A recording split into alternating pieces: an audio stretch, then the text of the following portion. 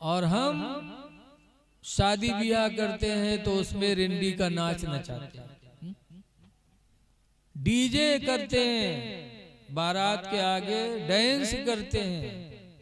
क्या इंसानियत मर गई? हमारे तुम्हारे भाई क्या मुसीबतें उन पर हैं। कोई जेल काट रहा है, कोई मारा जा रहा है, कोई बेघर हो रहा है, किसी के घर पे बुलडोजर चल रहा है और आप रंडी का नाच देखेंगे। हम रंडी का नाच देखें? इंसानियत कहाँ चली गई? इंसानियत पैदा करो, इंसानियत। शादी हुई है, दूल्हा चली तो दूल्हा के आगे डांस करी है, नौजवान कूदिए, देखे तन को नीक नहीं लागत, और कूदिए पेट अलग जे चूतर अलग जे, और वही पर उतान उनके मिहरवा ठाड़ के का कहे, देखो हमरे गुडवा कब्बक देखो 5 हाथ ऊपर है, उलरत है। हाँ, बताइए कितनी बड़ी भी है। तुमको सब खुशहाली ही नजर आती है। भाइयों का गम भूल गए। वो तो वैसे जैसे एक आदमी रहे चश्मा लगावे कर बहुत आदि रहे, जागे तो चश्मा लगावे और सोवे तो चश्मा लगाए रहे। और के चश्मा रहे हरेर रंग के चश्मा लगावत रहे। तो जब घास छोले सवेरे जाए तो जहां पहुंचे तो कोनो घास उका झुरान दिखाई नहीं करे, सब हरे बजत्ती झौरी सब बटोल लाओ और ला के बैल के आगे रखे। तो बैल झौरी कैसे खाई ले? तो ठाड़ देखे कि अरे खात नहीं है, वह अपन चश्मा निकाल के बैलवा के लगाई दी, बस उका हरे देखान बस सब झौरी खाई ली।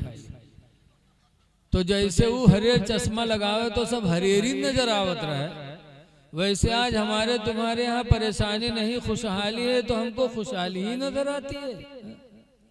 अपने ईमानी भाइयों का गम महसूस करो। आज नाच गाना से अपने आप को बचाओ। कुरान करीम में अल्लाह फरमाता या अय्युहल्लज़ीना आमनु दुखुलू फिस्सिल्मि काफ़ा, ईमान वालो इस्लाम के अंदर मुकम्मल तरीके से दाखिल हो जाओ। वला तत्तबिउ खुतवातिश शैतान, और शैतान की कदम की पैरवी न करो। नाच करना, डांस करना, ये सारी चीजें शैतान के नक्शे कदम की पैरवी करना है। अल्लाह फरमाता है शैतान के कदमों की पैरवी न करो। इन्नहु लकुम अदुव्वुम मुबीन, कुरान कहता है बेशक शैतान तुम्हारा खुला हुआ दुश्मन है, उसके नक्शे कदम की पैरवी न करो।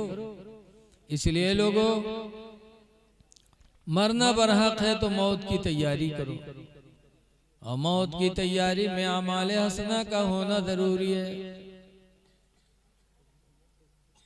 हदीस पाक में इस्बागुल वदुई अलल मुकारिही, सख्त ठंडक में मुकम्मल वदू बनाना, व कसरतुल खता इलल मसाजिदी, और ज्यादा कदमों से मस्जिद में जाना, व इंतज़ारुस सलाति बादस सलाह, और एक नमाज के बाद दूसरी नमाज का इंतजार करना।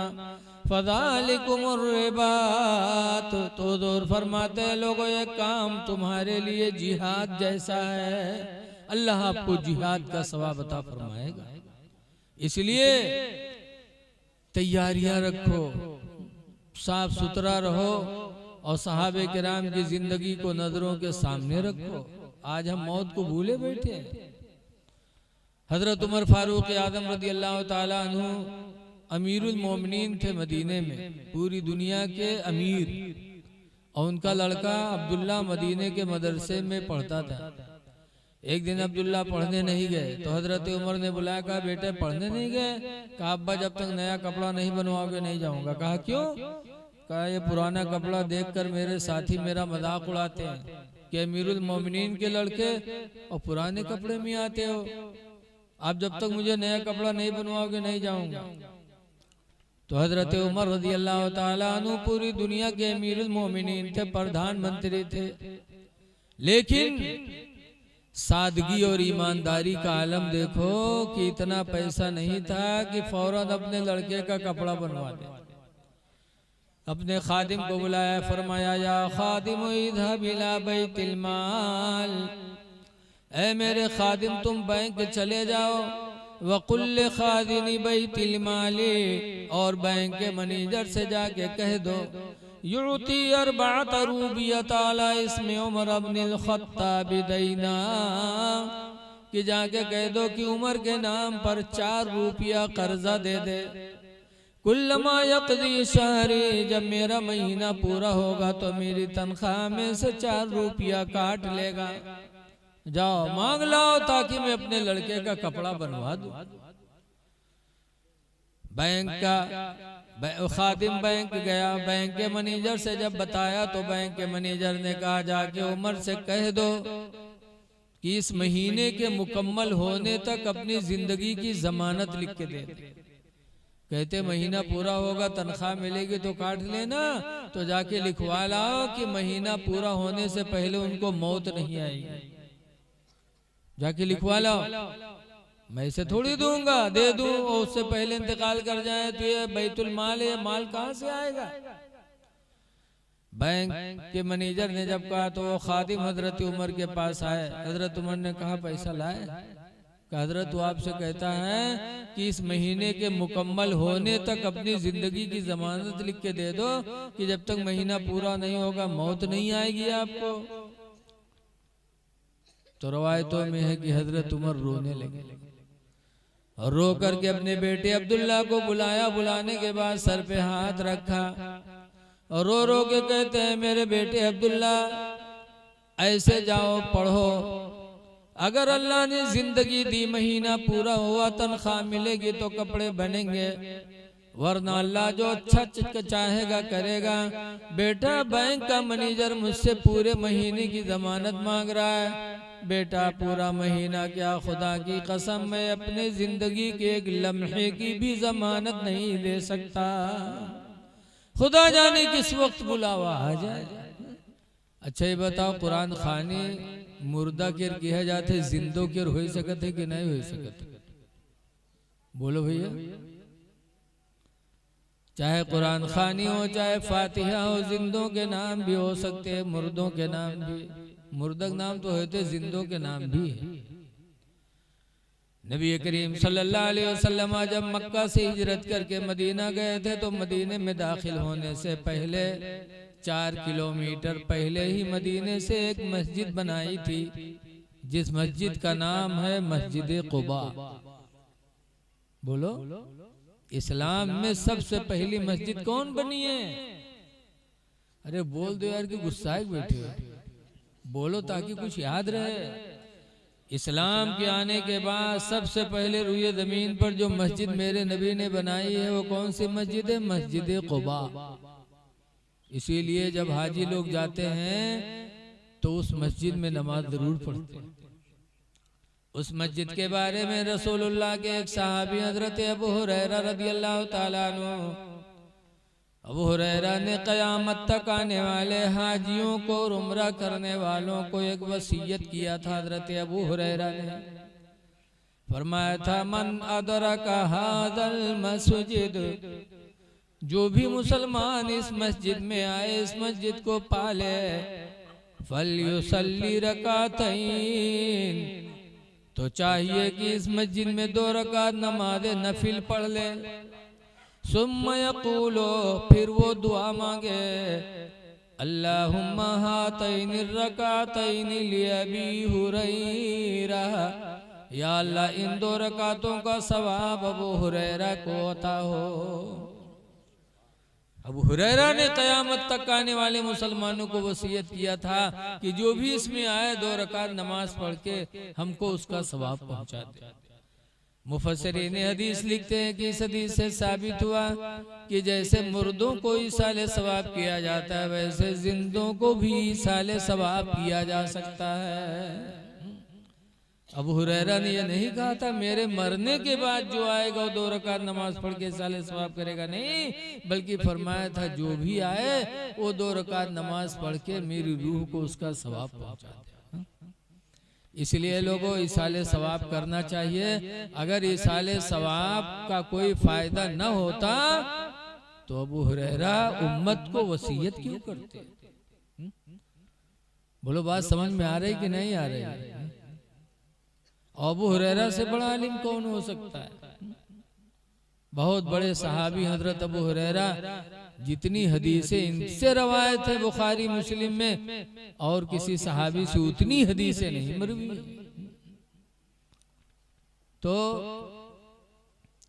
दुआ करना चाहिए अपने ईमानी भाइयों के लिए, मग़फ़िरत की दुआ करना चाहिए। अल्लाह ने कुरान में फरमाया है, सल्ली अलैहि, ऐ नबी लोगों के लिए दुआएं करो, फ़इन्ना सलातका सकनुल लहुम, इसलिए कि तुम्हारी दुआ उनके लिए सुकून का जरिया बनेगी।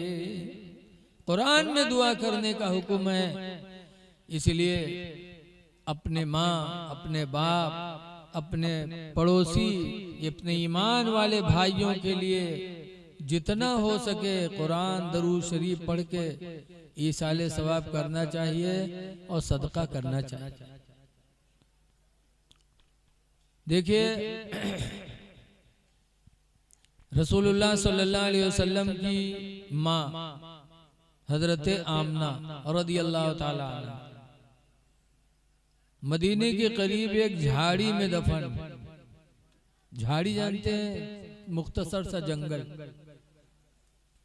हजरत आयशा सिद्दीक़ा रदियल्लाहु ताला अन्हा सरकार की बीवी कहती हैं कि मैं एक दिन एक ऊँटनी पे हुजूर के पीछे बैठी जा रही थी कि मदीने के करीब उस झाड़ी से मेरे नबी का गुजर हुआ।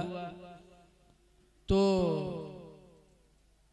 हजरत आयशा कहती हैं कि हुजूर रो पड़े और रो करके ऊँटनी से उतरे और झाड़ी में चले गए। हजरत आयशा कहती है मैं बहुत परेशान कि हुजूर कुछ बोले नहीं, और यहाँ पहुँचे रोए और रो करके उतरे और चले गए झाड़ी में। कह रही मैं गमगीन थी, इतने में हुजूर वापस आए तो मुस्कुराते हुए आए। जब मुस्कुराते हुए आए तो हजरत आयशा पूछती हैं, या रसूल अल्लाह, मेरे माँ बाप आप पर कुर्बान जाएं, आप गए रोते हुए और आए मुस्कुराते हुए। तो हुजूर ने फरमाया, आयशा, इस झाड़ी के पास से जब मैं गुजरा तो मुझे अपनी माँ की याद आई। मेरी माँ आमना इसी झाड़ी में मदफून है। मुझे अपनी माँ की याद आई तो मुझे रोना पड़ गया, और जब मैं माँ के करीब गया, दुआ मांगी, तो अल्लाह ताला ने मेरी माँ को दोबारा जिंदगी अता फरमाई। कब्र फटी, मेरी माँ आमना जिंदा होकर बाहर आई और उन्होंने मेरा लाया हुआ इस्लाम कबूल कर लिया, कलमा पढ़ा। फिर वो कब्र में गई, कब्र मिल गई तो मुझे खुशी इस बात की हो गई कि मेरा लाया हुआ इस्लाम मेरी माँ को भी अल्लाह ने अता फरमा दिया, मेरी माँ मोमिना हो गई। इस खुशी में मैं मुस्कुरा पड़ा। अब यहाँ से दो बातें मालूम है कि एक तो ये कि नबी की माँ मुसलमान थी, मोमिना थी, और दूसरी बात ये भी मालूम हुई कि माँ की कब्र पे जाना ये नबी की सुन्नत है, जाया करो। लेकिन आज चले जाइए अजमेर शरीफ, चले जाइए देवा, बगदाद चले जाइए, और अब्बा अम्मा गाँव के कब्रस्तान में हुआ न जाए पे। अरे अजमेर भी जाओ, बहरेज भी जाओ, देवा भी जाओ, और अपने माँ बाप की कब्रों पे भी हाजिरी दिया करो,